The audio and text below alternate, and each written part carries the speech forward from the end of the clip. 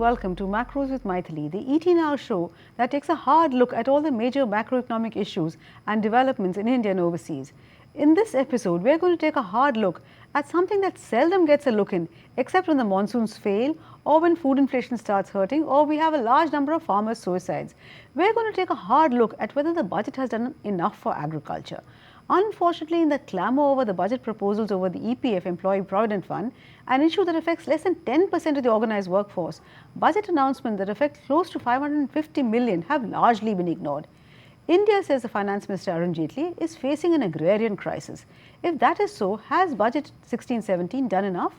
Sure, it has increased the allocations to agriculture, irrigation, rural infrastructure in order to help farmers cope with the impact of the successive failure of the monsoons, two successive failures. But is that sufficient? Will it suffice to double farm incomes in the next 5 years as the government has promised? We are going to discuss all this with two of the best brains in agriculture in the country, Ramesh Chand, member Niti Aayog, and Ashok Gulathi, Infosys Chair Professor of Agriculture at ICRIER, the New Delhi-based think tank. Welcome to the show with Ramesh as well as Ashok. I'm going to start by asking each of you in turn, were you encouraged or discouraged by the budget announcement on agriculture? Are they sufficient? After all, the FM is on record that India is facing an agrarian crisis and made much of the sharply higher allocation for agriculture, irrigation, rural development. Let me start with you, Ashok. Were you satisfied with what you heard in the budget? Well, I would say that a lot of noise has been created.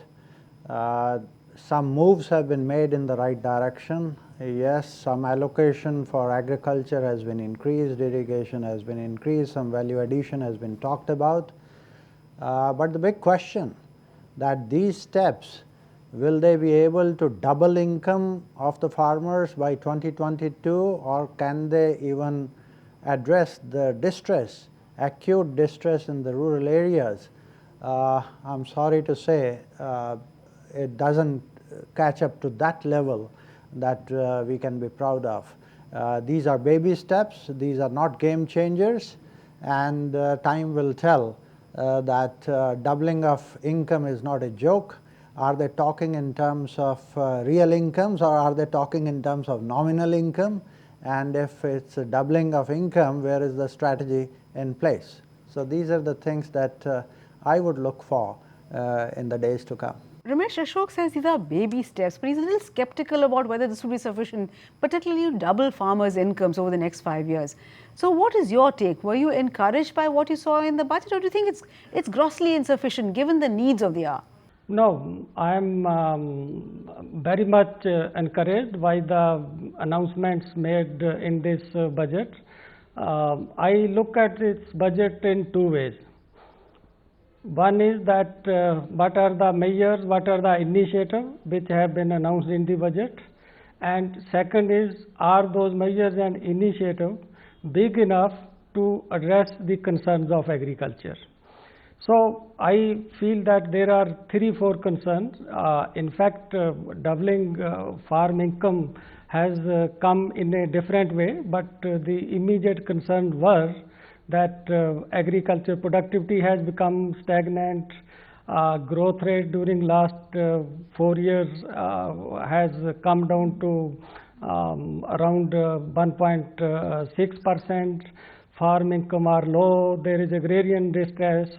So if I look at these various measures, I feel they are strong enough to address these concerns.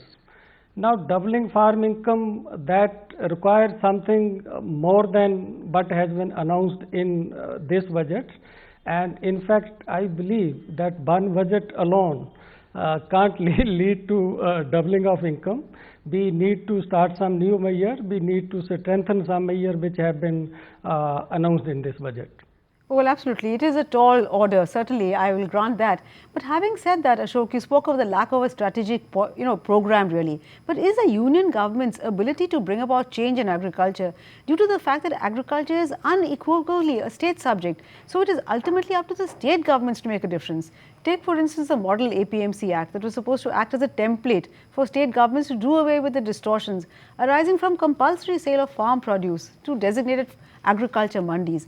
Though this was drafted more than 10 years ago, not all the state governments have amended their acts. So would you agree that it does become a problem for the union? You know, this is a scapegoat when we say it's a state subject. The three revolutions in agriculture that were brought about, the green revolution, the white revolution in milk, and the latest last 15 years we have seen the cotton revolution in agriculture.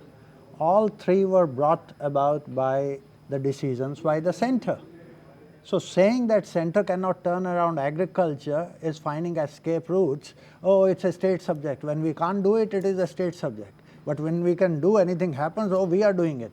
So I think let's get over that. If the center has the guts and recognizes that this is a priority area we have to work, the growth rate has totally collapsed. Last 2 years growth rate in agriculture is less than 0.5%. And we are talking of India growing at 7.3, 7.6%. What are we talking when 50% of the people where the workforce is, they are getting less than 0.5% growth rate? Granted that this was back-to-back monsoons, but when do you know the leaders? Leaders are known when there is a crisis. Can they rise to the challenge? Can they turn around? And this was the right time that they could have taken tough decisions, they could have taken bolder decisions that showed that agriculture needs priority and agriculture can be turned around. And I think they have deterred from that. And big thing that they have tried to show in the budget, agriculture has got 36,000 crores from 16,000 to much of that is a transfer entry from Department of Financial Services, 15,000 crores being shown here. That's a sleight of hand. Ramesh, would you agree with that assessment that the fact that agriculture is in the state list under the constitution is only an excuse, and if the centre really wants to bring about change in agriculture, there is nothing preventing it? Would you agree with that assessment? And it's true, as Ashok said, that both the green revolution, the white revolution and also the cotton revolution has been really because the centre has driven it. I feel there is very strong complementarity between output from efforts of central government and output from efforts of state government. If you look at any revolution, you will find that this green revolution did not happen in every state. So similarly, white revolution did not happen in every state. So I feel that central government creates a environment for revolution and for growth of the sector, and there are certain areas which of course are completely in the control of center, like trade policy, like agriculture credit, like fertilizer subsidy, like encouraging investment in major and medium irrigation, taking state on board for interlinking of rivers, so all these things. But ultimate action in many areas depend upon action by the states. Even during the 11th 5-year plan, when we realized 4% growth rates, the lesson has been that those states which took advantage of measures announced by central government, National Food Security Mission, RKVY, market reforms, like states of Gujarat, state of Madhya Pradesh, state of Rajasthan, they recorded more than 5% growth rates. But then there were states where you found that the growth rate continued to rule less than 2.5%. So I do not say that it is solely for measures and policies to be initiated by central government which determine what is the outcome in the case of agriculture sector. So it depends upon both.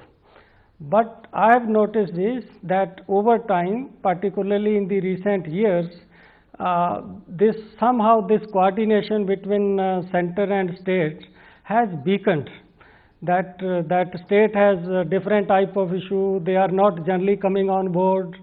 As you yourself gave this example that central government came with the Model APMC Act way back in 2003, but till year 16, only 12 states have come on board to make changes in their APMC Act. Then coming to this second point, whether allocation this year are sufficiently large compared to larger compared to last year's. I agree with Ashok that in case of this classification of like this subsidy on interest subvention, this time it has been included in the budget of Ministry of Agriculture. Earlier it was included elsewhere, but that amount is much smaller if you look at other initiative of union government. You look at the allocation for crop insurance, it has more than doubled. Now it is 5,500 crore. Last year it was not even half of this. Similarly, you look at the allocation for irrigation, Pradhan Mantri, this Krishi Sinchai Yojana. Last year it was less than 5,000 crore. This year it is 12,700 crores. So I feel that in terms of allocation for budget of Ministry of Agriculture, though there is still increase, there is increase of 27% if we take away this amount of interest subvention, but in other major areas the increase is more than 50%. So I look at it this way, that these are the intervention of this budget for investments, but I also find that there are some measures which can prove to be game changers. Okay, so we'll discuss that a little later, Mr. Ramesh, because it's time for us to slip into a very short break. Yes, it is true that in a federal structure, both the centre and the state need to work together, but we'll discuss the issue of allocations soon after we return from the break. But please do stay with us, we'll be back very soon.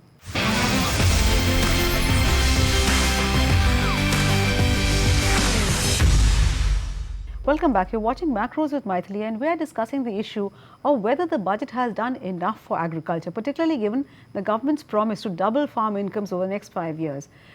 Before the break, I think Ramesh was talking about the fact that allocations have increased quite dramatically. Ashok had a slightly different view of that, saying that there have been some changes in the way the money has been allocated, but the fact is that money has increased. But that has been, in fact, that brings me to the crux of the problem, that traditionally the government's approach has been to throw more money at agriculture. But is that really the right approach? Could the government have done things a little differently?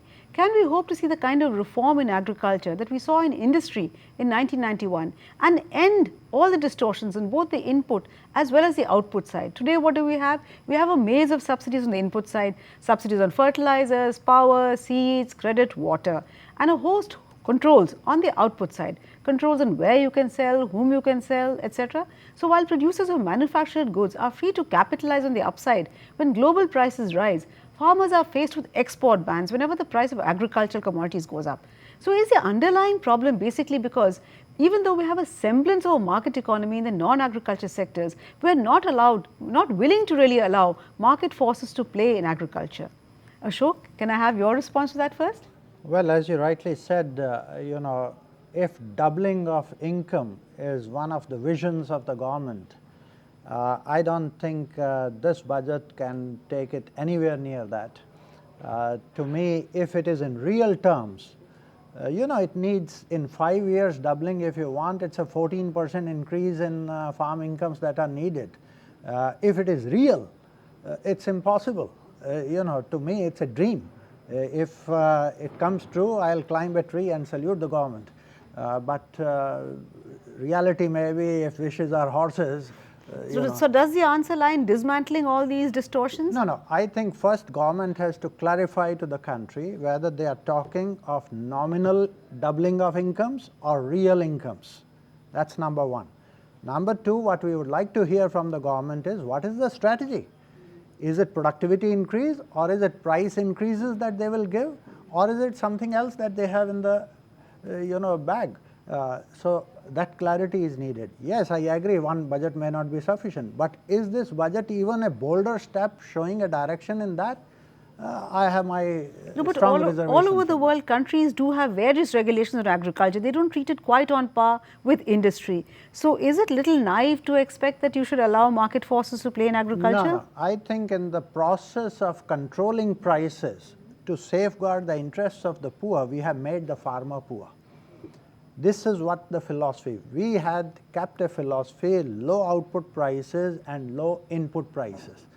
Input prices, when you make it low, it leads to massive inefficiencies. In fact, the economic survey very nicely and very boldly said how much is the inefficiency in the fertilizer sector, both in the industry, in the use, in the smuggling, and so on and so forth. Why they haven't taken a bolder step to streamline the fertilizer subsidy? It's a 70,000 crore plus which is in the budget, but nobody is talking. More than 40,000 crores are the pending bills of the fertilizer industry, and for the last 15 years there is no investment in fertilizer industry. So it's in a chaos state, crisis, but no major moves on that to streamline. So what you are talking, where are the structural reforms? And that is what is worrying us. Just allocating 2,000 crores more or 5,000 crores more here, these are not the sums that can redress the distress in agriculture. These are not the sums which can even bring 3 to 4% increase in real income of the farmers, and these are not the sums that we can talk that the country is looking towards agriculture in a major way. So Ramesh, would you agree with that, that ultimately it's not a question of how much money you throw at agriculture, it's a question of how much of reforms you do, and that I'm not sure whether any government has the political will to do it. Would you agree that agriculture will always necessarily be treated more from a political economy angle rather than pure economic factors? I feel both matters. Market reforms also matter, policy also matter, and resources also matters.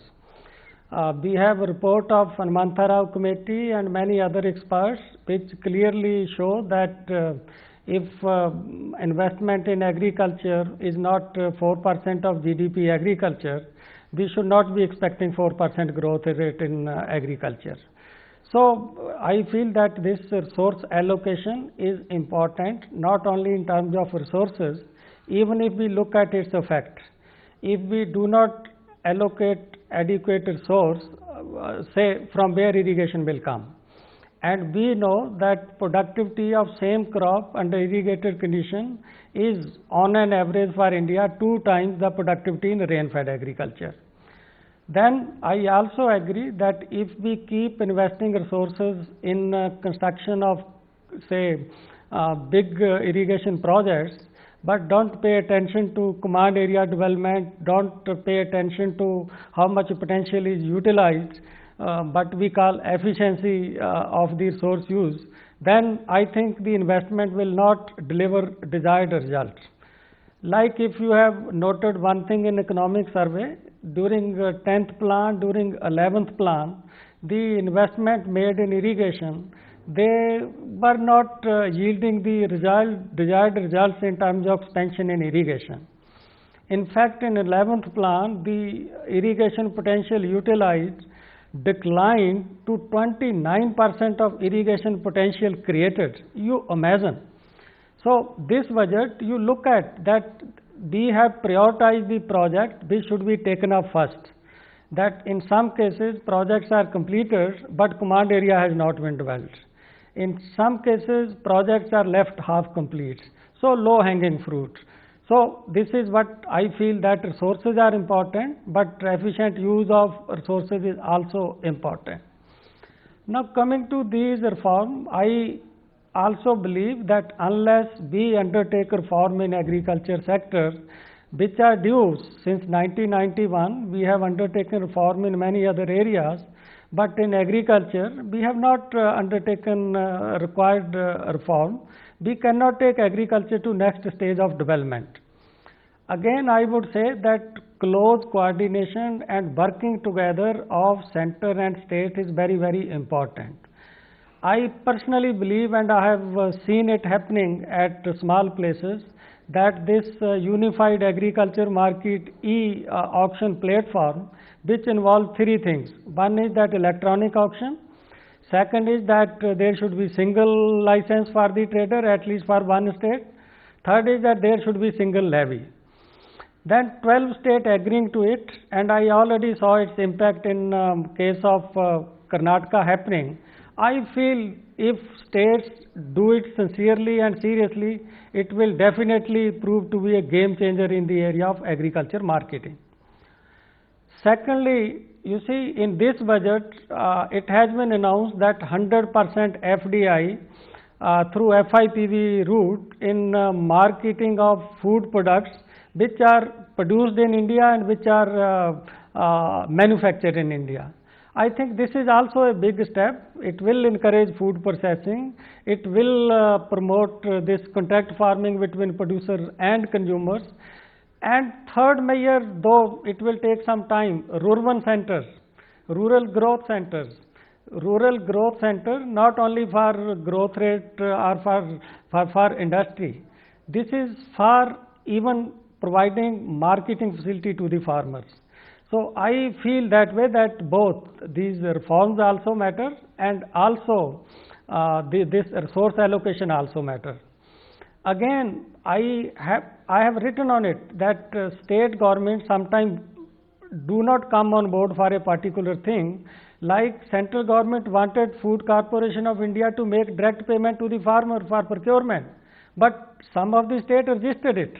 So it is important both that state should be agreeing and center should be coming with initiative. Absolutely. Cooperation is very important in a federal republic, and as both you as well as Ashok both agree on the need for structural reform, and you've given some kind of a wish list. Let me now ask Ashok. Ashok, if I were to ask you to come up with a blueprint for reform, and I know you've been in a number of committees suggesting just that, but I want a doable blueprint given the realities of the political economy. What would your major thrust areas be?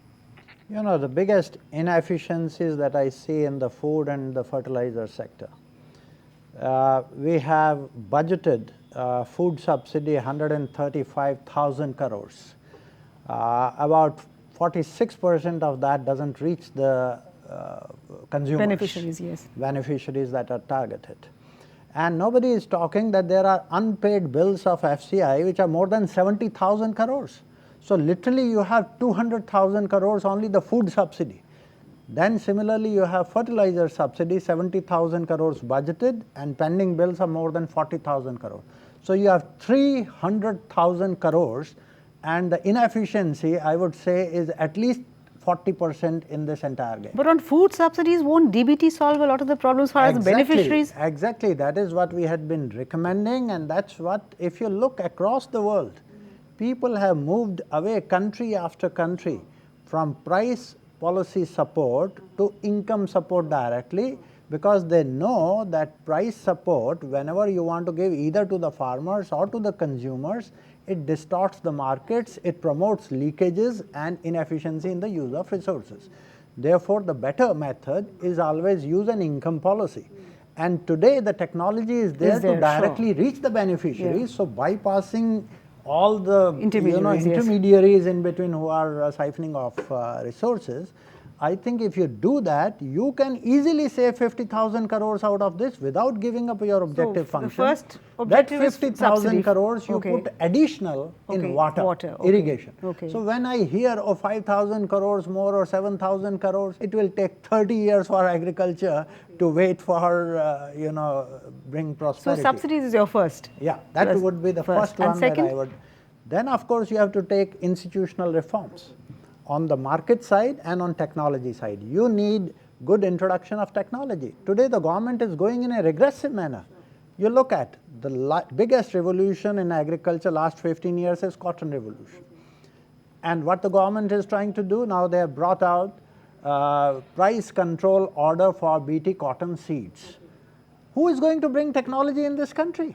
And they want to reduce the royalties. Oh, mess. Yeah. It's going to lead into so very quickly your third. So technology, I think we have to get the best technology. So institutions and technology. And, and then free up the markets.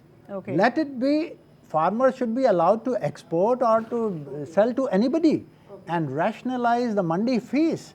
You know, they range 8%, 10%, 14% Punjab charges. So you clean up this mess, and then only you can dream of increasing farmers' income by 7, 8, 10%. You are talking about 14% per annum. To me, it's a dream. So we shouldn't have wishful thinking, but have a concrete action plan is Ashok's suggestion. But I'm afraid we're completely out of time, so I'll have to call an end to this discussion. Clearly, root and branch reform of the kind that we sorely need in agriculture is not going to be easy. But it's hard to see any government will risk its political capital also to do it.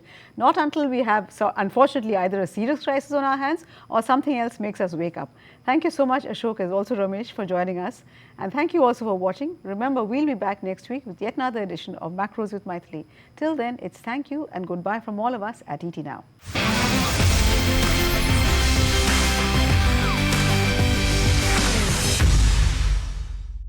Find us on Facebook at facebook.com/etnow and don't forget to click the like button. You can also follow us on Twitter at etnowlive. To stay updated with all our programming, hit the subscribe button on our YouTube channel by logging on to youtube.com/user/etnow.